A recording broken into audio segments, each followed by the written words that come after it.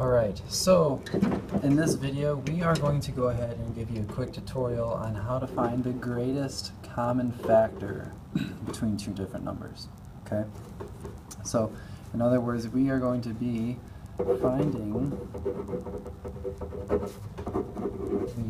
the GCF of two different numbers. Okay? So, greatest common factor, GCF. It's an acronym, and it seems to make sense for a lot of you guys. Now, to do this, we're going to do two things, actually three things. First, we're going to list out all factors of each number.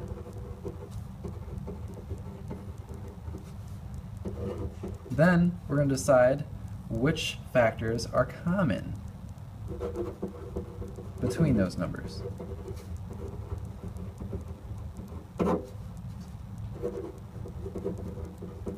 And then between the common factors, you're going to locate or find the greatest or highest common factor. So find the greatest common factor, which essentially is exactly what we're looking for. Okay, but we're splitting it up into three steps. So let's say that the two numbers that we're working with are 30 and 36. So my first step, like I said, is going to just be to list out all the factors. Now, eventually when you get really good at this, you might not have to do all the steps. You might just be able to jump into saying, okay, well, I can see right now what the greatest common factor is of these two numbers, and that's great. But until then, let's keep it to a process. Let's figure out first a process that's going to work for every situation. So I'm going to start by the first step here, which is listing out all the factors of each number. So hey, I've got 30 and I've got 36, and we could have more. I could have 3 or 4 numbers if I really wanted to, and then we could still find the common factors between all those numbers. In fact, I might do that in this example as well. So I'm listing out all the factors of 30 because that's the step 1, and I'm doing it for the first number. So I know that 1 and 30 are both factors of 30 because 1 times something, 30, will give me 30, and 30 times something, 1, will give me 30 as well. So 1 and 30 are like the building blocks that can be multiplied by some other number. In this case, it's with each other. That's why I thought of them together. They can be multiplied together to equal 30. And that's what factors are all about. A factor is a number that could be multiplied by another number to equal a product, or the answer to a multiplication problem, which really is just another number. So a number multiplied by a number to equal a number. So that first number that you're multiplying, that's a factor. So we have 1 and 30, and I know that this is even, so 2 is going to be a factor as well. So I've got 2, and 2 times what? Well, that'd be 15. That gives me 30. Now I've also got, I know 3 goes into 30, and 3 times what? Well, that'd be 10. And finally, I'm thinking 4 doesn't go into it. Yeah, nope. And then 5 certainly does, and that would be with 6. Okay, now I drew it in this kind of V form, and that's just because I could have just listed them all on one line, but I was afraid I didn't have enough room. They would have gotten kind of squished, but it turns out it might have actually worked. So I've got all the factors listed out here. So I'm still on step 1, but I'm going to do the same thing for 36. I've got 1 and 36. Hey, these are the factors that will always go into some number. Okay, always, always, always. If I'm saying, hey, what are the factors of 6,451? Well, I know I've got 6,451 as a factor because it's itself. And I know I have 1 as a factor because those are always going to be factors. Okay, so I've got these down automatically. I don't even have to think about it. Now I'm going to start to think a little bit. Okay, I like to start small. So 1, definitely 2. Yeah, I think 2 would work because it's an even number. So 2 times what? Well, that would be 18. And then I'm thinking, okay, now I'm just going up the list. What about 3? Well, I'm thinking so. So if I'm trying to divide that, I think it'd be 12. 36 divided by 3 would be 12. What about 4? This time, I'm thinking 4 will work. So 4 times 9. Okay, and what about 5? Don't think so. How about 6? And I would say yes. Now I'm putting 6 kind of in the middle because, as it turns out, 6 times itself is going to be 36. Now I could write this down twice, but really I'm just listing out the factors here. I'm not actually listing the multiplication problems, which some of you guys like to do. That's okay. But when you think of it that way, really you're just saying, hey, 1 times 30 is 30, yes, but 1 is still a factor all by itself. Doesn't really matter what 30 is, but 1 is a factor. 30 is a factor all by itself too. And we're talking of 30, remember. 2 is a factor by itself, 15 is a factor, 3, 10, 5, 6. They're all factors all on their own. Yes, they come in pairs, and that isn't certainly important because it helps you figure out what the other ones are. Say I was going through and I forgot 10, and I wasn't going in some order. Well, if I knew that 3 was a factor, I'd say, well, if 3 is a factor, then 3 times something else obviously gives me 30, because 3 is a factor. So what might that be? Oh, 10.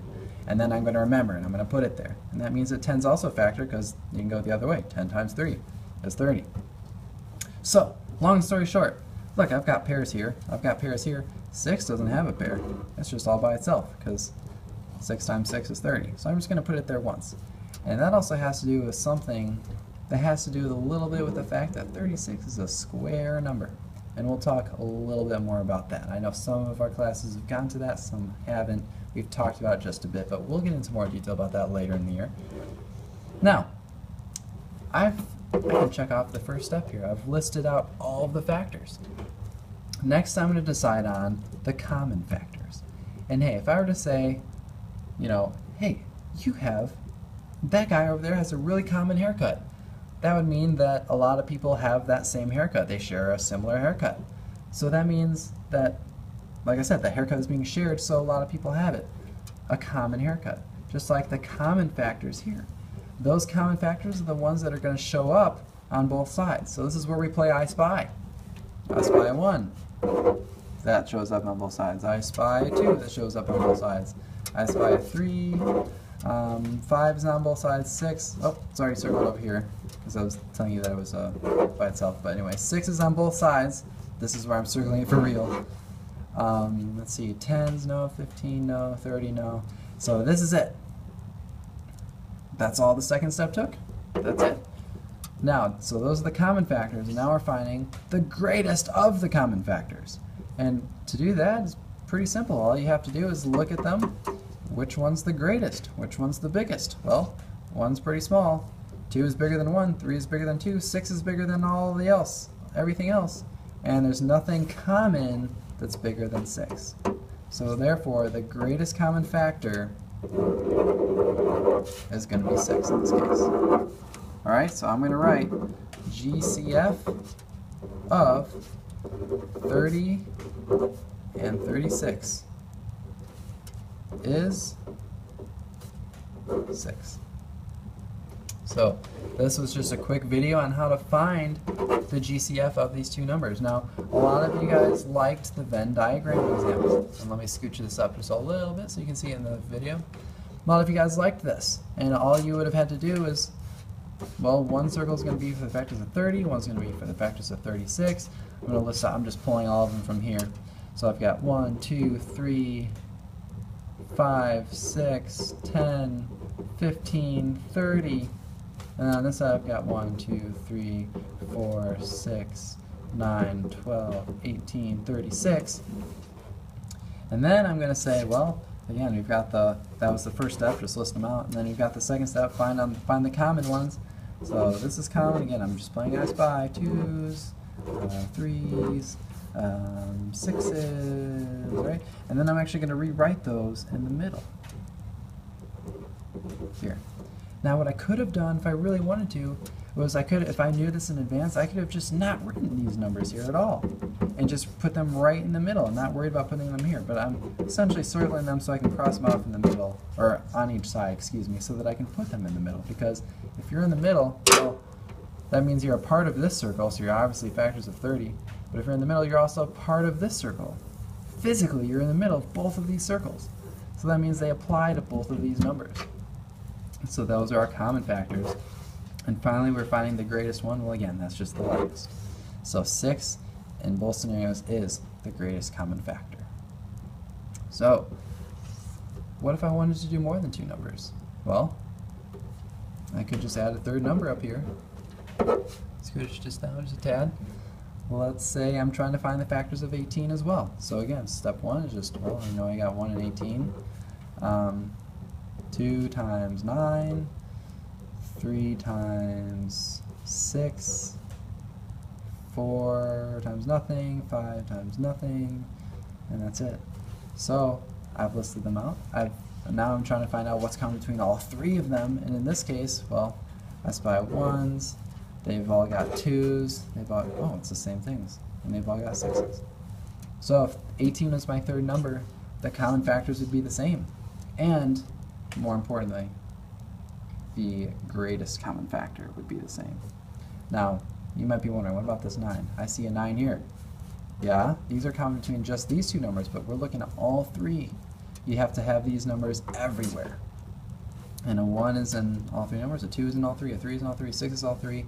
So that's why they're common factors. A little easier to do with 2 numbers. We probably won't go much above that, but if we do, now you've seen it just a little bit. So I hope this has helped. In the next video, I'm going to show an example of how to use this in a real-world scenario, which is going to be a lot like question number 3 on the quiz that many of you might still be correcting at home. So stay tuned, and I hope you're having a great night. Until next time, this is Mr. Voland.